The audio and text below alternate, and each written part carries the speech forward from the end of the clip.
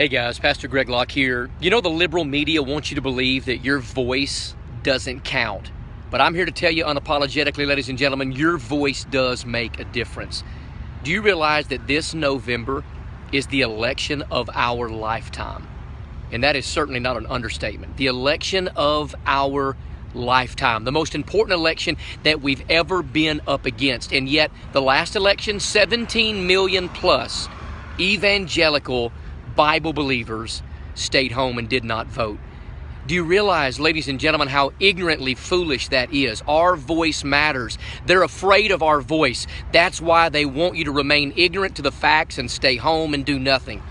All the time people say things like this: I can't believe a real pastor would vote for Donald Trump.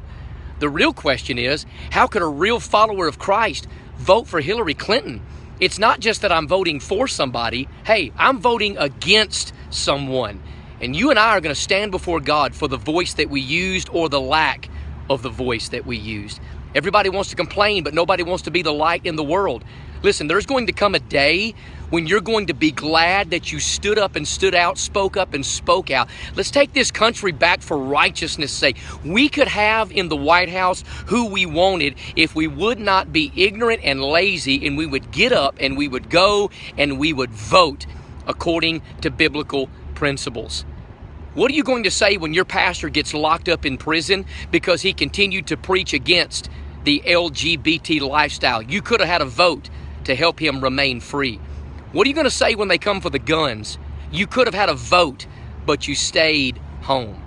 What are you going to do when they continue to butcher babies at an all-time rate, and yet you stayed home? You could have had a voice. Let your voice be heard. It's time that believers stand up to the tyranny and the evil liberal wickedness that is going on in the United States of America. This country was founded on godly principles. It doesn't matter what the media tells you.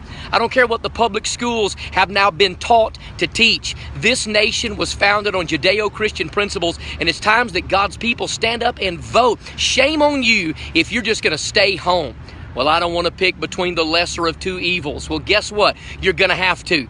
This is a very important election. We do not need anyone to stay home. We all need to stand up. We all need to voice our hearts. We all need to vote. It's so very important. In 10 years, 20 years from now, we're not going to see the same America. Let's at least vote someone in that's going to allow us to continue with some freedom, with some understanding of what real America is supposed to be about. Ladies and gentlemen, it's time that we vote.